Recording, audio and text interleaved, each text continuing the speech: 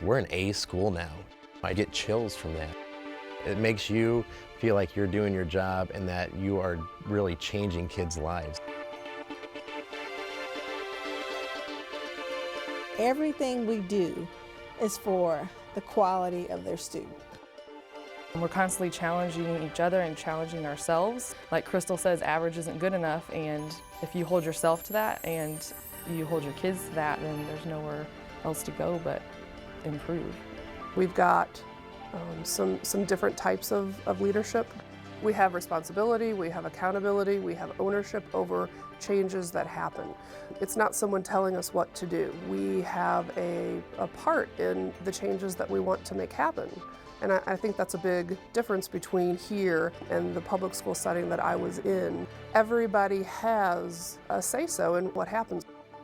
The biggest difference I see between our charter school and a traditional public school is the opportunity to make decisions right here. We can pull a team together, figure out a plan, and make a decision. Here's our data. We need to do something about this. What should we do to make that better? Well, here's a strategy. Let's try it. And then I get to go into a classroom and field test it. So I get to try it out with a class. And every strategy and every conversation has value to it. That mentality is what keeps me here and what keeps the drive in our school. You know, look at the scores and see the improvements. We just keep hitting our marks. Some people would think it's a private school. Then they find out it's inner city kids and the poverty rate, and they're like, wow, you know, what is the magic formula? Bringing the parents on board takes a lot of conversation and a lot of relationship building. Just like getting to know a student, you have to get to know a parent. Because we hold them accountable. We ask them, you know, if we see that their kids are not doing their homework, we expect them to come to conferences. If we notice that a kid's tired or sleeping in class, we're going to notify them and say, hey, you know, I've noticed that, you know, might need to go to bed a little bit earlier. And I'm giving suggestions to parents about how to become a better parent. Like, you have to check their folder, they're 6. You have to check to see how their behavior was for the day. Read the papers that the school was sent home. You have to make sure they have a coat for the next day if it's going to be cold out. Being extra support team for the parents. I think that what makes our school unique from others is there is a sense of family here, a sense of community that I have never seen in other schools. Each student that comes into my room knows that they can count on me, that I'm going to be there for them. I think it's really important to just, you know those kids. We have home visits that we go and do. You go into their home, and that's a huge deal. They open up themselves to you, but you become more of a real person. The first house I went into, the floor, I could see through it. There were parts where I could see light. And they didn't have much. They had what they needed. They just didn't have much.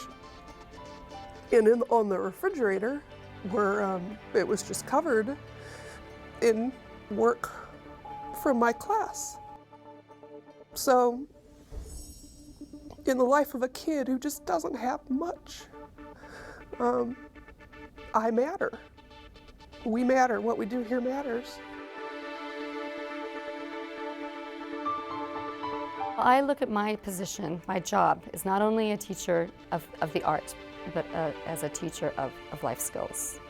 And music is the perfect combination of both. The transformation that I see in our students, and I think in anybody who experiences an art to a deeper level, is cultural. I have seen such a change in the culture of our students, and that is also carrying over into their classrooms and into their personal lives.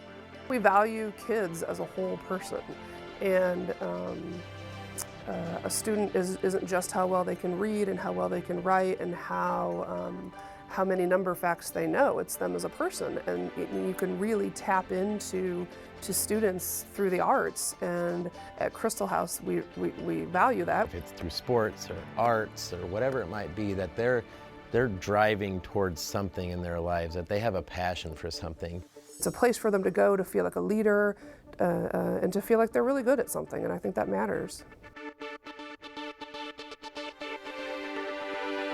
I think the camps are what really drives kids to be able to learn a little bit more, that there's more out there than where you're living right now.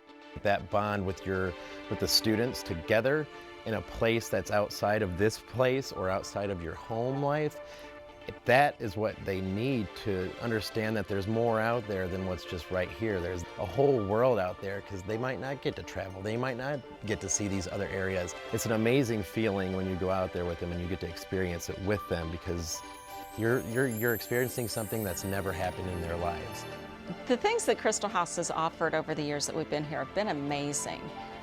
Michaela's been able to go on field trips that would not be possible in a typical public school. Earlier this semester, her 9th grade class went on an overnight character building, team building trip to Culver Academy. My son in IPS school, they never get to do anything like that. So it's just amazing the opportunities that they give these kids to have their lives enriched in places outside the school walls. I would want a teacher, an administrator, a dean, a counselor to give my child the same amount of effort. I would want them to see the light that I see within my child. So if I want that for my daughters, why wouldn't I want that for somebody else's daughter or son? I would have to say that Crystal House is the best school that she's attended, and the caring and the effort that goes into it and the attention that they give to students is second to none. Everybody has to have a teacher. Everybody has to go to school. At some point, everyone from Oprah to Bill Gates to the president, they've had a teacher. They have to go to school. How many people can say they've affected thousands of folks? All those little lives you've touched. I've learned how to be sensitive to individuals, and how to respond to them. Particularly our children who are in circumstances which no one should ever have to be in.